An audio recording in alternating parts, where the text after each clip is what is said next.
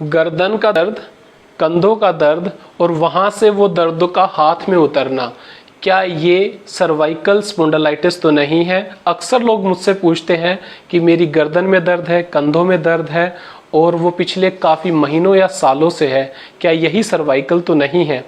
दोस्तों, आज मैं डॉक्टर अश्विनी कुमार करनाल प्लस के माध्यम से आप लोगों के साथ सर्वाइकल और लंबर स्पॉन्डिलाइटिस के बारे में बात करूंगा और आपको बताना चाहूँगा कि इसको ठीक करने के तरीके बिल्कुल आसान हैं। 90% लोग बगैर किसी दवाई के ही सर्वाइकल स्पॉन्डिलाइटिस से ठीक हो सकते हैं। तो क्या है सर्वाइकल स्पॉन्डिलाइटिस? हम बात करेंगे। हमारा जो गर्दन की रीढ़ की हड्डी है उसको हम सर्वाइकल स्पाइन बोलते हैं। उसके अंदर हमारी हड्डियां होती हैं, उनके बीच के अंदर सॉफ्ट डिस्क, जिनको लोग मनके बोलते हैं, वो होता है और उन्हीं के बीच से पीछे से निकलती है बारीक नसें, जो कि हमारे हाथों को और नीचे के पोर्शन में हमारी टांगों को नर्व की सप्लाई देती हैं। इस तरह से हमारे गर्दन से जो नसें निकलती हैं वो C5, C6, C7, 8 ऐसे करके हमारी हाथों को सप्लाई करती है और ऐसे ही पैरों की तरफ नसें निकलती हैं।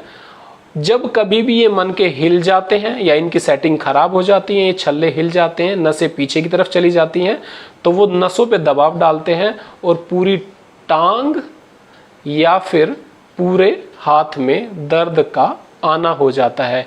इसी बीमारी को कहा जाता है सर्वाइकल स्पॉन्डिलाइटिस और ये शायद ही कोई ऐसा आदमी हो जिसको जिंदगी में ना हो।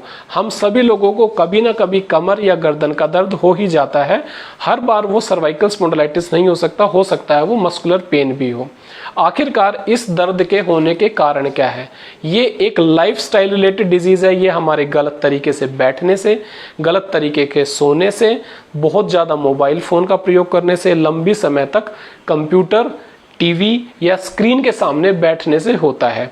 जब हम लंबे समय तक इनसे पे बैठते हैं तो हमारी गर्दन की मांसपेशियां तनाव में आ जाती हैं, हमारी नसों पे दबाव आ जाता है और ये बारीक छोटी छोटी नसें जो कि हमारी गर्दन से हाथों की तरफ जाती हैं, उनके ऊपर दबाव हो जाता है। अक्सर लोग क्या करते हैं कि वो लेट जाते हैं और रात को लंबे समय तक मोबाइल अपने हाथों में रखने की आज के ज़माने में एक ट्रेंड बन गया है। बंदे एक तकिए से जब काम नहीं चलता वो अपने हाथों में मोबाइल रखते हैं, उसको देखने की कोशिश करते हैं। एक तकिए से यदि काम नहीं लगता तो वो दो दो तकियों का इस्तेमाल करते हैं और इससे गर्दन का जो एंगल हमारे धड़ से जो मिलता है वो बढ़ जाता है और लंबे समय तक स्ट्रेस पड़ता है। ये जो एंगल है ये हमारा काफ़ी बढ़ जाता है इस तरीके से लेटने से और सारी नसें जो हाथों की तरफ जा रही हैं, लोग अपने हाथों को ऊपर रखते हैं, मोबाइल को उठा के रखते हैं तो उस पर प्रेशर पड़ता है। इस वजह से ये एक दर्द बहुत कॉमन आज के ज़माने में हो गया है। दूसरी बात, बच्चे, बूढ़े या आम आदमी जो कंप्यूटर पे लगातार बैठ के काम करते हैं उससे भी ये दर्द बढ़ जाता है।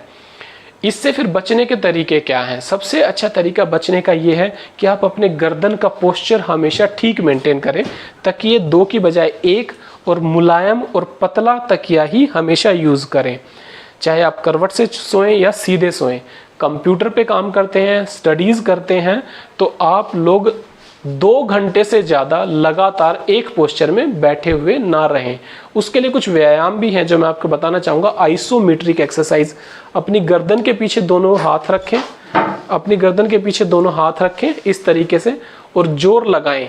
गर्दन को आगे की तरफ और हाथों को पीछे की तरफ। सामने रखें और गर्दन पे पीछे की तरफ जोर लगाएं, साइड में रखें, इस तरीके से जोर लगाएं, फिर इस तरफ रखें, इस तरीके से जोर लगाएं। ये एक्सरसाइज दिन में 2 या 3 बार और एक पोस्चर 10 बार तक आप कर सकते हैं। इससे आपकी मसल्स की जो टोन है वो ठीक हो जाती है, आपके जो मनकों की सेटिंग खराब हो गई थी वो ठीक हो जाती है और जिन लोगों को ये बीमारी बढ़ जाती है तो कभी कभी हाथों में दर्द नीचे तक उतरता है, सूनापन, झंझनाहट, रात में सोते सोते हाथों में ऐसा लगता है जैसे कि उनमें जान नहीं है, वो ढीले पड़ गए हैं, ये अक्सर देखने को मिलता है।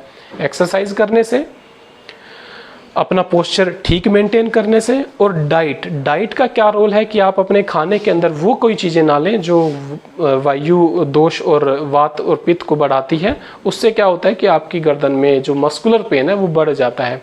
इस तरीके से हम लोग इस सर्वाइकल स्पॉन्डिलाइटिस की बीमारी से बच सकते हैं। कुछ लोगों में क्या होता है कि बीमारी बढ़ जाती है, एक्सरसाइज, फिजियोथेरेपी, डाइट कंट्रोल सब कुछ करने के बाद भी वो लोगों को आराम नहीं आता है। ऐसे सिनेरियो में नसों पे दबाव का ज़्यादा हो जाना है, तब हम लोगों को गर्दन के एक्सरे या कभी कभी पेशेंट्स का एमआरआई कराकर भी देखना पड़ता है।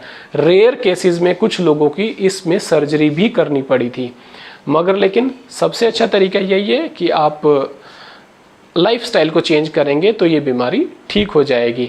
और मैं आज करनाल प्लस का धन्यवाद देना चाहता हूँ कि उन्होंने एक ऐसा अच्छा प्लेटफॉर्म बनाया जिस पे हेल्थ रिलेटेड टिप्स आते हैं, और इस प्लेटफॉर्म के माध्यम से हम लोग अच्छे अच्छे टॉपिक्स आप लोगों के सामने लाते हैं। Thank you.